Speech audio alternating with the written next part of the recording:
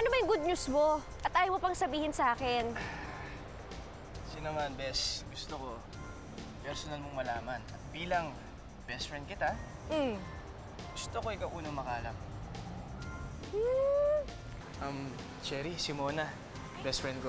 Hi, Mona! Salamat na meet na rin kita. I've heard so much about you. Lagi kang kinukwento sa akin ni Waldo. Sa tinagal-tagal ng pagiging magkaibigan niyo ni Waldo, hindi ka nagkaroon ng lakas ng loob para ipagtapat sa kanya ang tunay mong nararamdaman. Ano bang inaarte mo dyan? Mahigit 1 oras kitang tinatawagan. Hindi lang 10 beses, hindi lang 20 beses, kundi more than 30 times ako nag-attend na tawagan ka. Sorry na. Bakit ba? Ano ba? May problema ba? May emergency ka ba kagabi? Ano? Higit pa sa emergency yung tinawag ko kagabi. Tungkol to sa katotohanan. Sa katotohanan na gusto kong ibigay sa'yo.